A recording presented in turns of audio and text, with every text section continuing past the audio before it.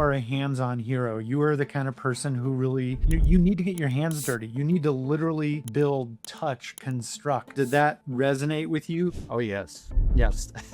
Yeah. I had to do it myself. Couldn't rely on someone else to minimize risk and try to ensure successful outcomes. Meet Jim. He's a retired helicopter pilot with a need to work with his hands. He spent a long career in the military and in civilian roles rescuing people in high-risk situations. Jim is built to minimize risk. Now, as he travels the country by RV, he's looking for ways to build stronger relationships and never stop learning. You each need to understand that when you are doing the research that she's already done, it's not because you don't trust her. It's just because that's who you are. It's not about her. It's about your need to get that information for yourself. Now, having said that, you don't get a free pass. When you take that extra 30 seconds before she's frustrated to tell her why you're doing it, I don't care how long you've been together, it's still nice to hear from your partner that they care about you enough that they're taking the time to tell you, I know this could be annoying, but it's not about what you might think.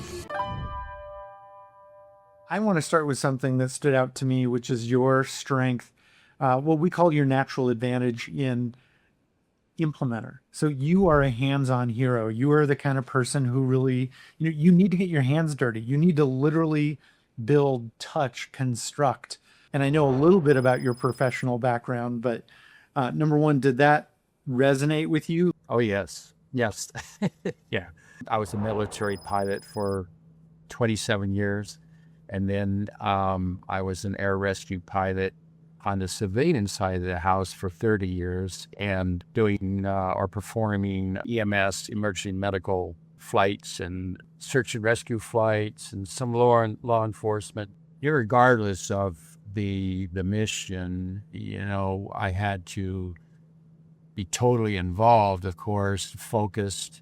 If an area, as far as missions that came down from a higher authority, if it wasn't clear to me, then I had to dig into it and, find my own answers and direction to go to minimize risk. And so I really had to get into it. And then, of course, once you break the surety bond, so to speak, you've got to be totally focused. I had to do it myself. Couldn't rely on someone else's. I could rely on other people's information up to a certain point, but then I had to really get into it to, again, try to ensure a successful outcome. Millions of people have discovered their natural way of taking action. What's yours? Go to Kolbe.com and take the Kolbe A Index to find out. Yeah, it's interesting because you're really describing another one of your strengths with the information and digging into it and asking questions.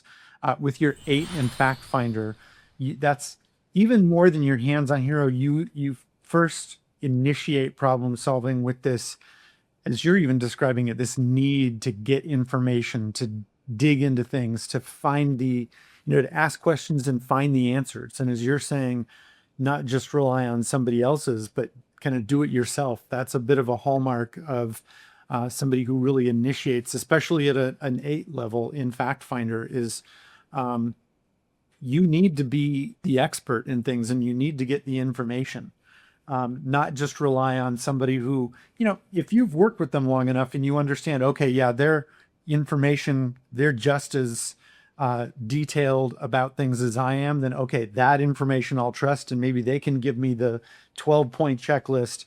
That's okay. But if it's somebody, especially you haven't worked with as long, you're like, okay, I heard what they said.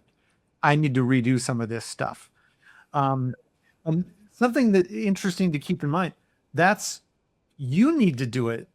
It doesn't always need to be done. There are actually some times where maybe it could slow things down or get in the way, especially depending on, if it's other areas, maybe not where life and death are involved, like flying a helicopter, even if it's not search and rescue or military, even if it's civilian applications that aren't necessarily as risky, flying a helicopter is still inherently a life or death thing. You just want to minimize the risk, make it as routine and commonplace as possible, knowing that it's never routine. And especially with so another part of your Kolbe strengths, with your strength in quick start, What you bring there is the stability. It's knowing what works well and sticking with it. It's not experimenting. It's not trying out new things. You know, that's not you. And also, what we've seen, and I don't have as much data on helicopter pilots per se, but we have more data on fixed wing, both military and civilian pilots. Generally speaking, they're like you, where they initiate in Fact Finder. They don't initiate in Quick Start. They're more like you in Quick Start, where it is really all about stability and, with the Fact Finder, analyzing the risk, and then with the Quick Start, essentially avoiding the risk to the greatest extent possible, and keeping in mind, like if it's especially maybe, well, in kind of all flying activities, but I think maybe especially in most military, you can't eliminate the risk. It's just, it comes with the territory, which is why so much of the time the job really requires eliminating the risk that you can eliminate so that you're dealing with as little as possible. So you've got a Kolbe result, or as we call it, you've got a cognitive MO that is well suited for, I think, most of the kinds of jobs you were doing. One of the questions I have is, how do you think that's transitioned into your retired life? Have you been able to do things that you're interested in that keep using those strengths? Probably, I would say that my biggest focus now, or the most important focus for me, is the fact that we are traveling. This motorhome is 41 feet, and we tow a vehicle behind us that's another 15 feet long. So I've got 61 feet to think about when I'm going down the road and going through traffic, stopping distances. And of course, I still think about the weather a lot, the road conditions. So I'm still using a lot of the same decision-making processes, and, looking at as many of the different variables as I can, just to keep us safe while we're out and about and going down the road. Because again, there's only so much that I can try to control. But when when you've got a lot of other people out on the road at the same time, and You don't control them. no, it's again what we were basically taught years and years ago. Defensive driving. It's all about that. And but again, I try to apply the same principles or the same requirements, criteria, parameters, whatever you want to call them, and in our travels, planning, going from point A to point B, you still think about fuel and weight and weather and all of these things. So, Well, what I love in listening to you, again, what I'm hearing is, look, I live the cognitive stuff all the time. You're clearly bringing that initiating fact finder strength of research, data gathering, knowing the information. But just to hear your description of, exactly how long, 41 feet, plus I'm towing 15 feet behind me, and I may have gotten one of those wrong, but no, you're right on. I love that you know all those things. Somebody who is just as safety conscious, because let's look, being thoughtful about safety, somebody with any Kolbe result or cognitive strengths can care about safety. What you bring to it is this specific talent of getting the information and knowing it. Somebody with maybe a 3 in Fact Finder would know, look, I have a really long profile and I need to do the right things. And here's the kind of broad picture. They may not know exactly the length. Hopefully they know exactly the height, because it's not enough to know what your clearance is more or less.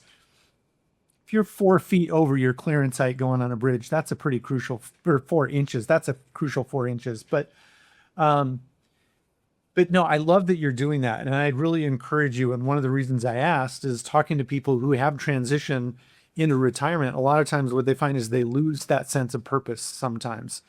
And it's really important for people to not lose that sense of purpose. And part of that is applying their cognitive strengths. So yeah, use that fact finder, do the research, dig into things.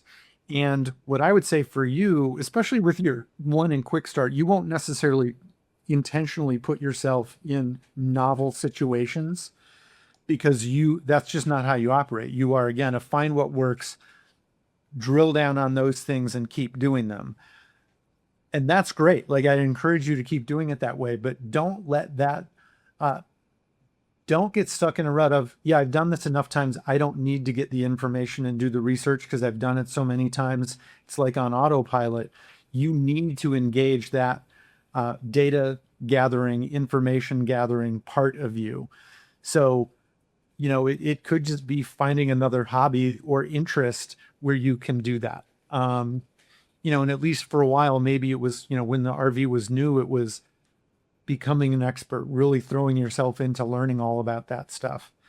Another part of the systems, and after I tell you this part, I want to hear how you do it. Getting back to that hands-on hero natural advantage of really using your hands and physically doing stuff. You need to be the one who's doing all the physical system stuff, not just repairing it, but maybe installing them from scratch and combining your research-oriented part with doing the physical stuff. So I love that part of what you're doing is constructing this physical environment for yourself that is going to demand some of that of you. It kind of won't let you off the hook. Like if you had just said, oh, well, we bought a cabin and we just go to the cabin and it's really lock it and forget it when I'm gone and I just show up. That wouldn't be enough of a challenge for you. If you had the little cabin, it'd be, I'd want to think, are you adding on to the cabin? Did you buy a cabin that was a fixer upper? Not just it's on autopilot kind of thing. So what are you doing along those lines? Or is the RV and stuff you're towing new enough that you're really needing to get into those physical systems? It's a day-to-day thing. I mean, as far as, again, getting your hands dirty, fortunately, the chassis is usually a dependable part of the machinery, but the house part, the coach part, the plumbing, the electrical, the appliances, all of those things, going down the road, they get beat up big time.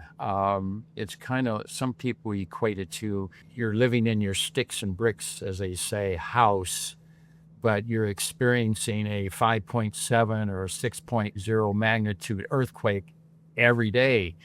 And that's kind of what this is all about when you're going down the road in one of these, whether it's a fifth wheel RV or a travel trailer or a motorhome like this, they get beat up big time. So you're constantly, looking at little repair jobs. I mean, occasionally there's a job or something that needs to be repaired that I know my limitations, and I know that if I get into this, that I may make things worse, and that's when I call for outside help.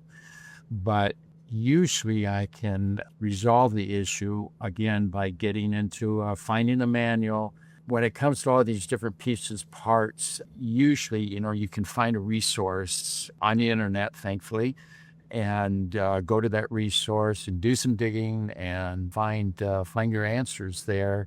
The people that built this coach, I think I've got their technical support people on speed dial. So I relate it to my aviation career in that thankfully I never stopped learning, and this is the same thing. I do not want to become complacent. Like a little earlier, you were talking about getting into this routine, and I certainly don't want to go there. In aviation, we had a saying about complacency kills, and there's a lot of truth to that. So, but again, I try to apply a lot of what I learned there to what we're doing now, and at times I get I'll hear a sound or something. It's like, what's that? And my better half has to remind me that, hey, we're not going to fall out of the sky. It's just when we get to the next stop or we quit for the day and get set up, you can check it out. But, it's not, you don't have to break out the emergency procedures book and, so. So you mentioned your wife, your better half. I assume you've seen her Kolbe results too. I know she's taken them. Yes. Any surprise, and maybe describe what they were and any surprises for you, or was it, yeah, I know this about her. We've been together for so long. after 58 years, well, we just celebrated our 58th anniversary. And well, thank you. She's a very patient woman, believe me. I'm not, I was not surprised by her results. And thankfully, she can, I think she's the anchor, okay? And in places where I need help, she's there. So, no, I was not. I'm looking over there because her results are over, a couple feet away there, and because we had both of our documents together, no, I was not surprised by her strengths and Yeah, well, as you were saying, when you've been around somebody for 58 years, you get to know them pretty well. That said, I definitely see times when spouses are a little surprised. I think it's probably less common when they've spent time together, retired. It's more common when they've been together for a long time, but there's kind of the work part of the person and then there's the home part of the person. And those things, because like a lot of people use up their strengths, their cognitive strengths in their professional lives, and then they get home and the spouse doesn't necessarily see that all the time. But with you guys, you've been together a long time, and you've been together now when you are both. I'm assuming she's not working outside the house these days either. You guys are retired together. One of the things that I noticed is you guys have, and I'm looking down because I have her result here too. Um, you're not that far off in any of the four Kolbe action modes. So we've talked about three of them kind of without, or two of them, quick start and fact finder. Oh no, three, because implementer, we started with that. We haven't talked follow through, but your four numbers, you're an 8617. So as I mentioned with your fact finder, you really lead with, delving in, getting information, asking questions, very information and data intensive person. Your quick start, you stabilize, you figure out what works well, you stick with that. Your implementer, that's that hands-on hero, the physical part that you really need to do. It's not just learning about it and then hopefully handing it over to somebody else to get their hands dirty. You actually need to fix the stuff, repair the stuff, build it from the ground up when possible even. And then the one we haven't talked about as much yet is the follow through, which is where you're a 6. That's that second number. So you're in the mid range, so you accommodate in follow through. So follow through is about system, structure, organization. So you don't start the problem solving process with creating a plan and a system and a structure, but you live within that. I mean, you will do that when it's clear that it's necessary. Hey, we don't have a plan yet. Somebody needs to build it. You will do that. But what's most natural for you is, oh yeah, there's a plan and a system in place. I'm going to go along with that. I'll follow the steps. So that's kind of you. What I was saying was with you and your wife, she's a 7444. So the two places where you're furthest apart are quick start and implementer, where you're 3 units or 3 numbers apart in each of those. But that's not a huge difference. Where you'll see that maybe is she's the one who's most likely to say, hey, let's just try something different. Let's go to a place we've never been. Let's throw a dart at the map and wherever it hits, that's where we're going. She's not way out on the end of the spectrum on that, but she's more likely to do that than you are. Does that sound true? Oh, definitely. She is the adventurous one. Yeah. She's definitely where I'm just not as adventuresome in the same way. Again, I spent a good part of my life aviating, and there's a certain amount of adventure to that. But even in retirement, she's all about that. I accuse her of having a fair amount of gypsy DNA in herself. But that, Yeah. And what's interesting is that would be more true. Like you would see the difference more than most people because you are at the end of the spectrum where it is about what works, let's stick with it, rather than the kind of wanderlust. And look, some of that's affective. Like there are times where it might be something that appeals just at an emotional level, but you are really about, no, let's stick with the tried and true. You're the kind of person who's more like, hey, we've done this vacation before. I love that vacation. Let's do it again. And I caution people, and it sounds like you guys have worked this out, but sometimes there's, again, it's the romantic appeal almost, and there then is this stereotype. And I think sometimes people who have a result like yours almost feel bad about themselves, like, well, I'm not, adventurous enough, or I'm not enough like that. Like, you are who you are. There's nothing wrong with that. Now, if your wife is very different, then that's something that you've got to figure out. Like, okay, how can we both make this work?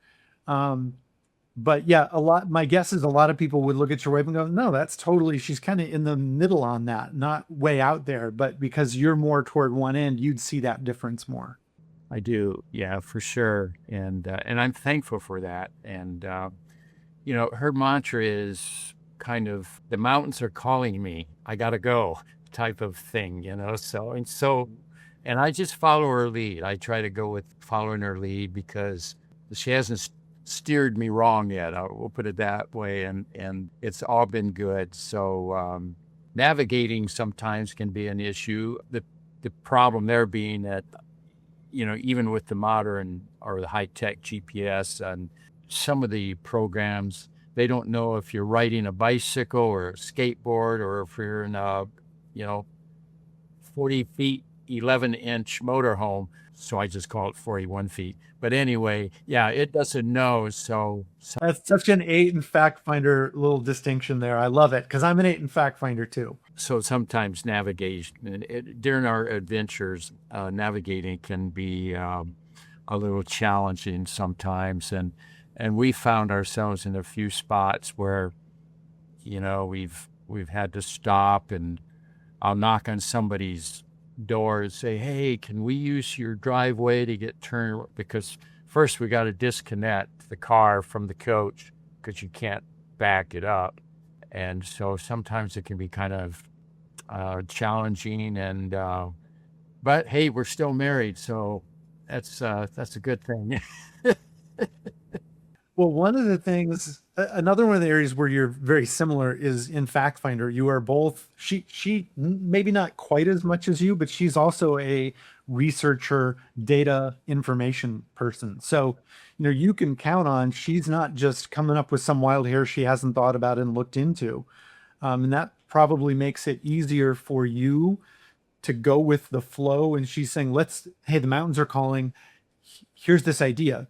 Because she will have also looked into it before you even need to. Now you're gonna, as you've described before, you're gonna need to do some of that on your own, but it's easier for you to know, hey, she's suggesting we go to, I don't know, Estes Park, Colorado. You've probably been there. It's a popular spot. But if it's someplace you've never been, she probably did enough research to know, oh yeah, they've got campgrounds that will accommodate a 40-foot, 11-inch motorhome. And then you'll still do it and double check it because that's who you are.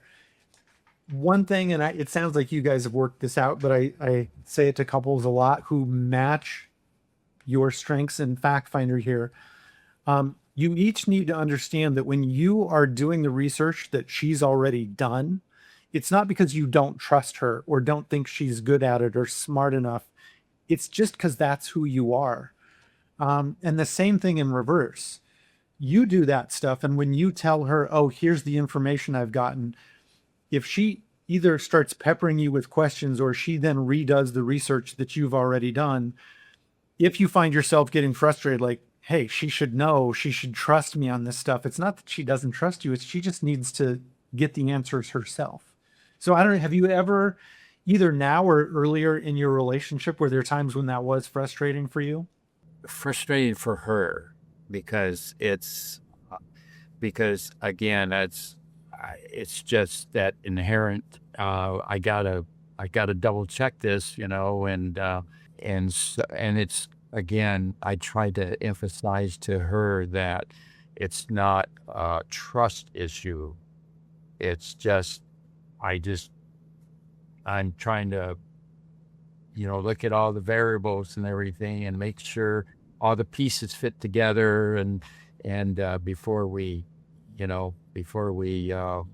start the journey. And as far as, I think that's been well, I know that's been frustrating for her because I have to go back in there and look at things and it can create some friction that way. Yeah. Yeah, no, I get that.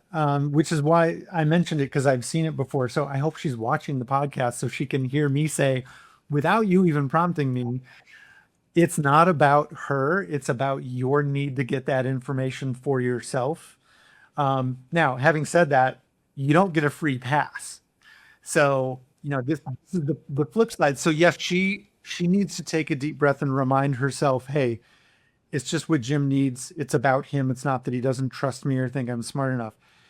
But the part for you about not getting a free pass is you've already recognized that it can frustrate her. So ask for forgiveness sometimes ahead of time and just tell her, you're going to research it, and let her know, hey, honey, just a reminder, I've got some questions. It's not about you. It's just about me. I'm sure you've done the research. Frankly, it's me showing you that I actually do trust the research and I do think you're smart, that I'm going to show you the respect of asking the questions because I know you'll give me good information. Or if you're going to go out and get it on your own, it's like, I know I'm not going to take your time because I respect your time, but just for me, I'm going to go do the same stuff you've already done. It's not because I don't trust you. It's about me, honey. When you take that extra 30 seconds before she's frustrated to tell her why you're doing it, it is a sign of respect. Honestly, I know this about you. I know this about me. I want to make sure you understand why I'm doing it. And again, you've been together for 58 years. She knows it, but I don't care how long you've been together. It's still nice to hear from your partner that they care about you enough that they're taking the time to tell you, I know this could be annoying, but it's not about what you might think. So, and my wife and I do this pretty often. I mentioned I'm an 8 and fact finder. I've had to learn that I'm not so good and patient when people ask me questions and want to go deeper. Sometimes I do take it as, are you kidding? I've already done this. Why are you making me rehash it? But it's okay. Like they deserve to be able to ask the questions. So really, for me, that's telling myself, David, take a deep breath. They're not challenging you. It's okay. Now, what I've also learned, my wife's different than yours. She's not an initiating fact finder. So I will stop and I will ask her, well, honey, I can give you 15 minutes on this answer, which is what I'm about to do if you really want to know the answer. So tell me how much information you really want, because I also don't. And sometimes if I haven't taken the time to take a deep breath and I just react because I'm triggered, like, why isn't she just okay with the two things I've already told her? I can kind of childishly go into, oh, fine, you want all the information? I'm going to waste your time. And I'm going to give you all the information that I don't think you need or want. That's not helpful either. And that's more about me not being good at self-regulation. So, but then when I stop and ask her, then she can tell me, honey, look, I just want 3 more things. Can you just tell me 3 more? And I'm like, perfect. I hear you. Thanks. And, I'm fine. Yeah. Communication. Yeah. Yeah. And that's one of those basic things. Everybody knows it, but it's sometimes hard to keep in mind and practice. Communication is key, whether it's a personal relationship, a professional one. A little bit of extra time communicating goes a long way. Yeah, sure does. Yeah. So what things day to day do you want to talk about, or do you have questions about now that you've gotten your Kolbe results? How can you apply them day to day? Being able to stay focused and on track, not getting distracted. I love old age. Being a procrastinating. That has become an issue with me, is procrastinating. And let's take that one, and then we can kind of maybe work backward on the focused and stuff. But with procrastinating, I think with somebody with your result, one thing that can happen is, because of your high need for data and information and doing analysis with that data and information, that can make things take a long time. It can also sometimes, combined with your one in quick start, sometimes you are hesitant to pull the trigger on something, to just take that next step. So I think a technique for you would be identify for yourself how much time is there for that data gathering, information analysis phase of things before you just need to say, nope, that's it. And then finding a way, and maybe it is with your wife, she can maybe hold you accountable. Like, hey, you've got a day or you've got 4 hours or whatever the length of time is. And then after that length of time, there's a decision point where there's an action necessary. And you can even identify whatever that is. And sometimes what's good is pick a small action that you know you can do. So sometimes the decision point, you might think, well, it's too early to make the big decision on something. And that's what can get you held up is, can I really make that big decision? It's easy to put that one off because, oh, I don't know. There's still these 6 things I'd like to know. But if you then make it an action point rather than, or a smaller decision, like it's not the entire thing, it's either a smaller action point or a smaller decision point, not the big decision, it gets you moving. So, okay, look, I've got 4 hours of research, and at the end of that 4 hours, I have to take a certain action, the next step. And the next step is less daunting. And I think particularly with the transition into retirement, what happens sometimes is when you're working professionally, there's an outside actor that's forcing that either decision point or action. And you can't get away from the outside. So it's like an accountability person. And that's why I'm saying maybe bring your wife into it. So it's not just you. But in your job, it's like, well, sure, I maybe would normally take another 2 days to take that next action or make a decision. I don't have that luxury. Somebody is forcing me to do it. So if you can't impose that yourself, and I would challenge you, sometimes you don't think you can, but you can. Like with you would be a checklist. You're not, with your 6 and follow through, you will follow a plan and a system. So you can do some of that stuff and you can show yourself, oh, look, here's the next point on that flow chart. So maybe that's the next, as I'm saying, the branch in the flow chart or something. And when you're at that stage, you can do it. But it's also with your AIDN fact finder, it's like a checklist. Like, oh, I've done these 3 checks. By tomorrow at 3:00, I've got to check off that next one. That's the kind of thing that you can do either as a self-imposed discipline or your wife can do it. Like you can come up with a checklist. You can post it on the fridge or, wherever, just hand it to your wife and say, honey, will you make sure that I check off this next one by 3 p.m. tomorrow? She'd be like, yeah, I would be happy to hold you to account on that. It's kind of a fun game. But yeah, that outside actor from work isn't there anymore. So find a way to recreate it. Yeah, no, that's an excellent approach, suggestion, because I'm reminded on a fairly often basis to prioritize and to establish the priorities, and that's the issue. Again, when I was aviating, no problem. I had the focus, I could multitask, I knew the priorities, all of that fell in line.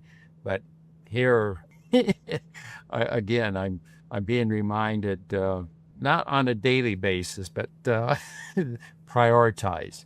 And that's where I have challenges because, again, the distractions, I'll start over here and then as she calls it, I have an ice cream moment or a squirrel moment, as I'm focusing in, squirrel or ice cream or, so now I'm over there and then I'm over here and then consequently nothing gets done, so. Yeah. So figure out what both of you, and this sounds like it's a together, this is a team thing. So if she has her priorities and it's important to her that you knock some of those things off, then come to an agreement. Again, the communication part is, honey, look, which are your priorities? And to some extent, since we're a team and a couple, yeah, I will take those on and they're my priorities too. But then there's a negotiation. So which are hers? Does she get all of hers and none of your own? And another thing is build in time for ice cream and squirrel moments. Like that's perfectly, well, 2 things. Number 1, it's perfectly all right. It's also realistic. Like, so, systems don't work well when they don't take reality into place. And you know that from, your days as an aviator. If you just think, well, it's always going to go by the book and it's never going to deviate, and we have a really brittle system that only works when things go to plan, that's a bad system. It needs to have some flexibility. It needs to be stronger and a little flexible rather than super rigid but brittle. So same thing, with your married and retired life. So what are the priorities? Which are yours? Which are mine? Where's the flexibility? So yeah, in the course of a day, there are 6 squirrel and ice cream moments, but it doesn't get us out of, by the end of the day or the week, here are the top things that need to be done. But it's interesting to hear you say it, because initiating fact finders set priorities. You don't always check them off the list, but it's very natural for you to have to prioritize things and come up with the checklist.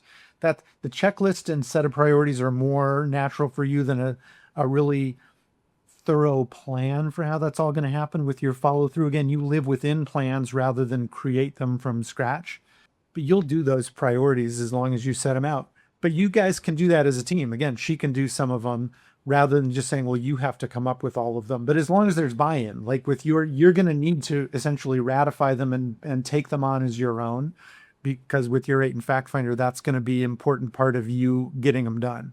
All good information, good suggestions, and you've got to figure out what works for you, which is why I'm suggesting the checklists and the getting information and building in, opportunities to get distracted if that's what happens, while still focusing on what needs to get done and what actually has to get done. But it's also giving yourself the grace. Not all the things have to get done. So, that's okay too. And that's why, is it really a priority, or is it here are things that at some point can get done, but they don't have to be done today or this week. They could be put off for a while. It's like, okay, well then you didn't miss a deadline if you put off something that doesn't need to be done. Just because it's the next one that happened to have been written down doesn't mean it necessarily is the one you're going to do next. Yeah. Some of that is internal pressure, if you will, or my own expectations of what I should, be doing. And a lot of that comes from inside. Well, and that's where, if it's more of an internal should, I'll kind of ask you to challenge some of those things. So do you really need to? And if you want to, whether it's need or want, if you feel like you should, okay, after reflection. But I'd say there are things that maybe you don't actually need to get done. And if it's a self-imposed should, then that means you can let it go. Like should, from a safety standpoint, yeah, look, I should check on these safety things with my vehicle before we go on a long drive. Yeah, you should. So make yourself do that. And I'm not worried about that. Between your learned behavior and your attention to detail with your fact finder, those things are going to happen. But if it's other stuff that's more of I feel bad when I don't do all these things because that's the way I used to operate. Yeah, but maybe you don't need to do some of those things anymore, and that's okay. And you can let it go. And that's a more internal one that takes longer to unlearn some of that learned behavior. And that's, again, giving yourself the grace of it's all right. I've thought about it. It doesn't have to happen that way. And it actually suits me better. Yeah, I can give myself more time to look into stuff. You're not violating some actually important principle by not doing it today. No, that all sounds good.